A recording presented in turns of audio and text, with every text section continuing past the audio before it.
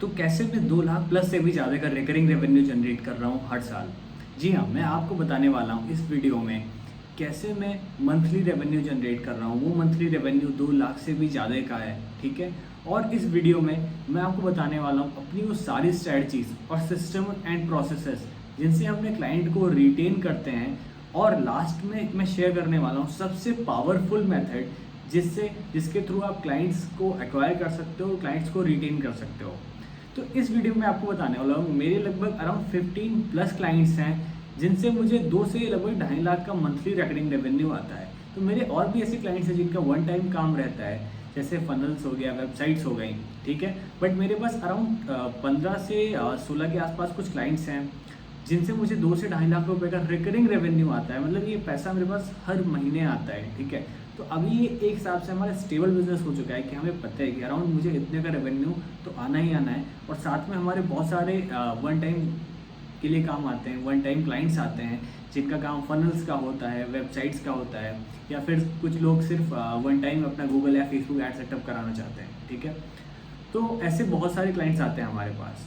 तो आज मैं आपको सब कुछ बताने वाला हूँ, ठीक है, कि मेरे ये रिटेनिंग क्लाइंट्स कैसे मुझको कैसे क्लाइंट्स मिले हैं, आप कैसे ऐसे क्लाइंट्स को आप एक्वायर कर सकते हो, इनको आप रिटेन कैसे कर सकते हो, ठीक है।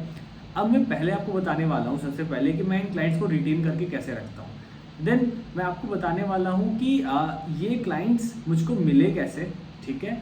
और लास्ट में आपको देने वाला सबसे पावरफुल फ्रेमवर्क जिसके थ्रू आप ऐसे ही क्लाइंट को एक्वायर कर सकते हो और इसी तरह से आप रिटेन कर सकते हो जैसे अभी हम लोग कर रहे हैं, ठीक है। तो पहले तो सबसे पहले मेरे पास जितने भी क्लाइंट्स आए हैं उनके जब प्रोजेक्ट स्टार्ट होते हैं ना, तो हम पहले इसकी माइलस्टोन सेटअप कर देते हैं। हम पहले बता देते हैं कि पहले ये माइलस्टोन होगा, सेकंड माइलस्टोन ये है, थर्ड ये है, ठीक है। और हर माइलस्टोन का एक हम टाइमलाइन सेटअप कर देते हैं।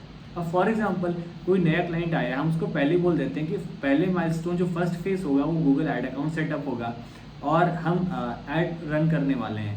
अब हो सकता है 500 बजट के पर ऐड रन करें और उसको हम बोल सकते हैं कि 10 लीड्स आपको पर डे तक आएंगी, ठीक है। अब ये मैं आपको एकदम रफ फिगर बता रहा हूँ या फिर किसी क्लाइंट के लिए नहीं है जो अभी तक, मतलब ये ऐसा नहीं है, मैं आपको एग्जांपल दे रहा हूँ सिर्फ, ठीक है।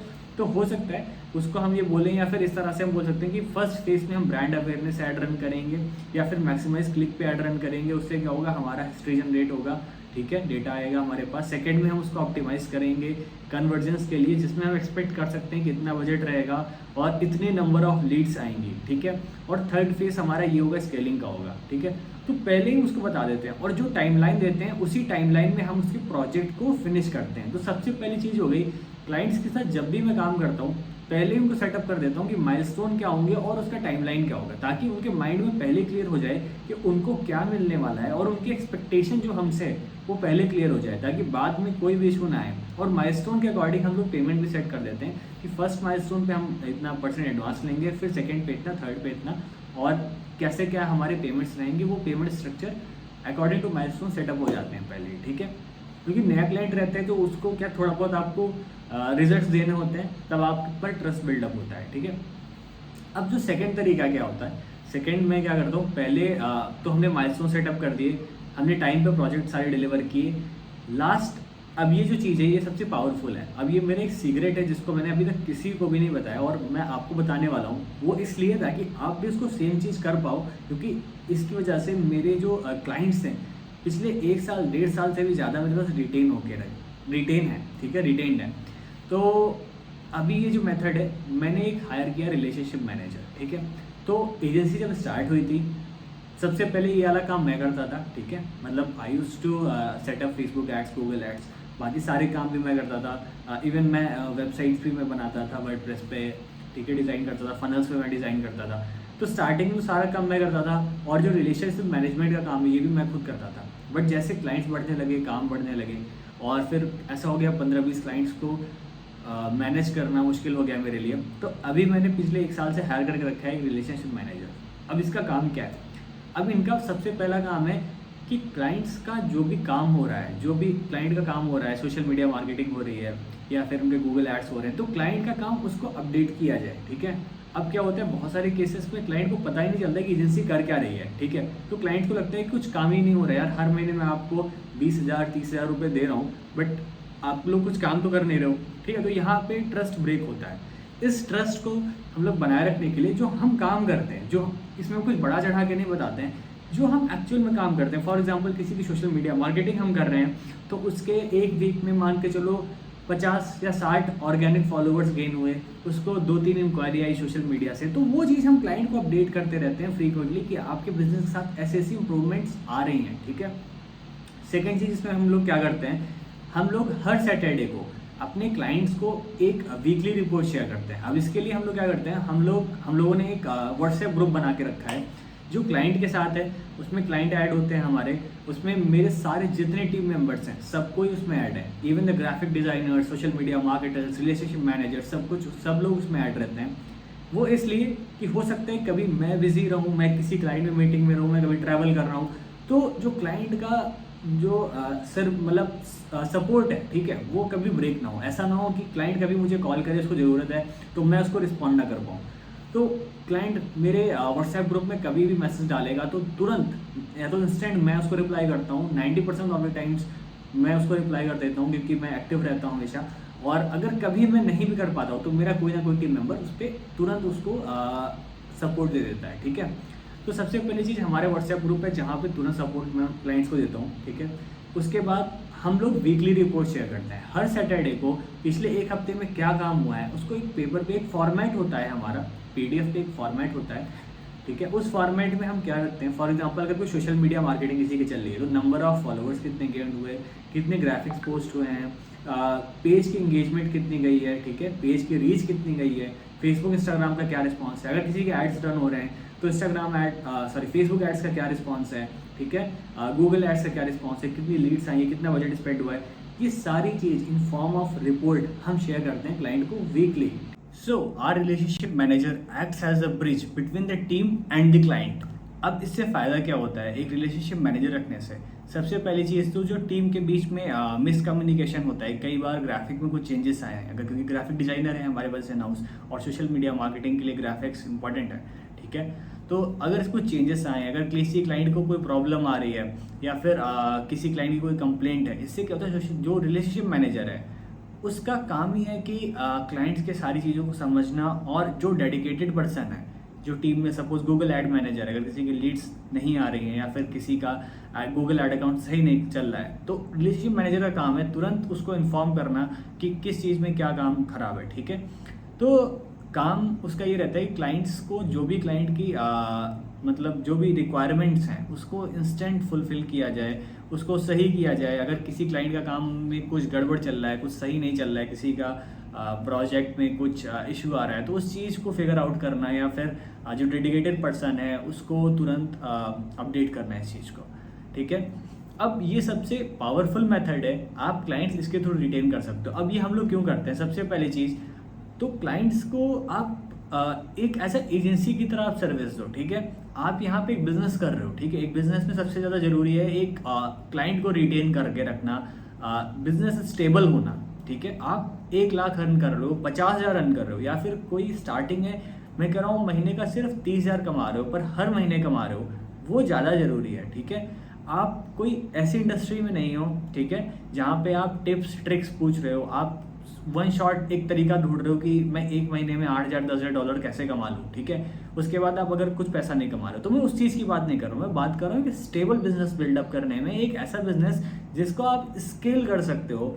अब हमारे पास इस तरह से चीज़ें, सिस्टम एंड प्रोसेसेस बने हुए हैं कि हम लोग अभी भी चाहें तो हम लोग धीमे धीमे इसी साल हम लोग चाहें तो 10 लाख रुपए 20 लाख रुपए महीने तक भी हम स्केल कर सकते हैं, क्योंकि हमारे पास ऑलरेडी सिस्टम एंड प्रोसेसेस बने हुए हैं। उसमें मैन पावर को बढ़ाना रहेगा, ठीक है। और किसी भी क्लाइंट का हमारा काम नहीं खराब होने वाला है अगर हम इसको 100 रिकरिंग क्लाइंट्स तक भी स्केल करके चले जाएं, ठीक है।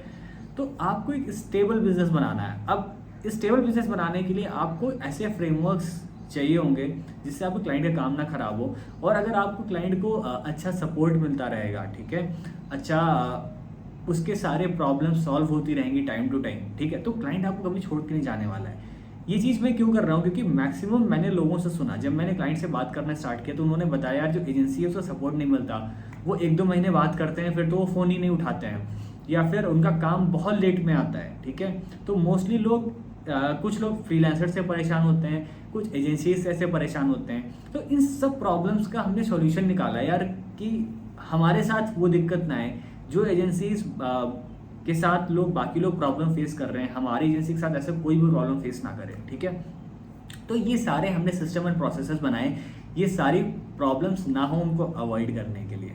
तो पहला फ्रेमवर्क, आपको भी एक ऐसा सपोर्ट सिस्टम देना चाहिए अपने क्लाइंट को, ताकि उसके पास कोई भी प्रॉब्लम ना हो, और अगर होती है तो इंस्टेंट वो सॉल्व हो, ठीक है। इससे आप क्लाइंट को रिटेन करके रख सकते हो। आप 1 साल 2 साल नहीं, आप क्लाइंट को लाइफ टाइम अपने साथ रख सकते हो, और आपका जो रेवेन्यू है फिक्स्ड हो जाएगा एक हिसाब से, ठीक है। दूसरी चीज़, आप हर क्लाइंट के लिए एक व्हाट्सएप ग्रुप रखिए, और उसमें आप अपने कुछ और सपोर्ट मेंबर्स, टीम मेंबर्स को ऐड करके रखिए, ठीक है। जहाँ पे कभी आप ना रिस्पॉन्स कर पाएँ तो कोई ना कोई आपकी टीम में जिसके पास अथॉरिटी हो वो रिस्पॉन्स कर सकता है, ठीक है। तो ये सारे मैंने फ्रेमवर्क्स बताए। अब मैं बताने वाला हूँ सबसे पावरफुल मेथड आप कैसे कर सकते हो, ठीक है। अब ये सारे जो मुझको क्लाइंट्स मिले, ये मुझे मैक्सिमम मिले या तो नेटवर्किंग के थ्रू या फिर लिंक्डइन के थ्रू, ठीक है। अब लिंक्डइन पे भी मैंने नेटवर्किंग करी, मैंने लोगों से बात करी, रिलेशनशिप बनाया है, ठीक है। तो नेटवर्किंग के थ्रू आपको पावरफुल क्लाइंट्स मिलते हैं जो रिटेनर क्लाइंट्स होते हैं, ठीक है। अब पावरफुल यहाँ सही एक वर्ड नहीं होगा। नेटवर्किंग के थ्रू आपको रिटेनर क्लाइंट्स मिलते हैं जो कि हाई टिकट भी हो सकते हैं, ठीक है, और लो टिकट भी हो सकते हैं। लो टिकट में मेरा मतलब है 15,000 20,000 या 11,000 12,000 रिकरिंग जो आपको पेमेंट कर रहे हैं। फॉर एग्जांपल किसी का आप सिर्फ फेसबुक एड्स मैनेज कर रहे हो एंड वो इंडियन क्लाइंट है and you are charging just 12,000 13,000 rupees for just managing their Facebook ad account.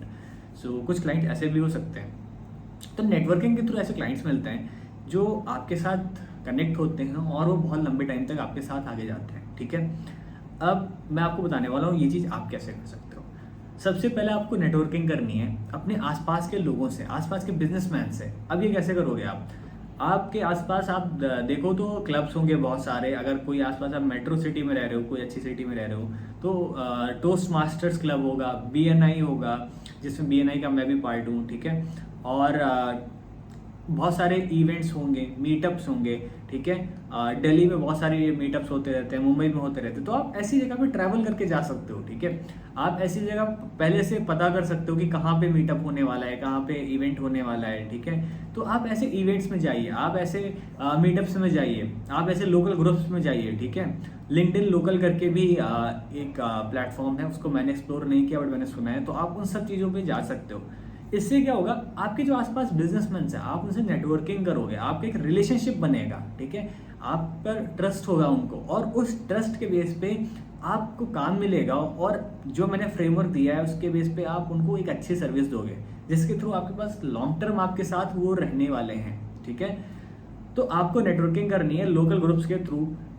Second one आप कर सकते हो लिंक्डइन के थ्रू। लिंक्डइन के थ्रू मुझे बहुत अच्छे क्लाइंट्स मिले हैं जो मेरे साथ पिछले 1 साल से भी ज़्यादा काम कर रहे हैं, ठीक है। आज तक मैं उन क्लाइंट से कभी मिला नहीं, कभी मेरी कोई फिजिकल मीटिंग नहीं हुई, सिर्फ जूम मीटिंग हमने करी है, ठीक है। और वो क्लाइंट 1 साल 1.5 साल से भी हमारे साथ काम कर रहे हैं, और उन्होंने बहुत छोटे एक सर्विस के साथ स्टार्ट किया था, सिर्फ गूगल एड्स या फेसबुक एड्स के साथ, बट आज हम उनका कंप्लीट बिजनेस मैनेज कर रहे हैं, ठीक है। अगर फॉर एग्जांपल कोई क्लाइंट हमारे साथ स्टार्ट हुआ था 20,000 पर मंथ से, तो आज उसका जो रिकरिंग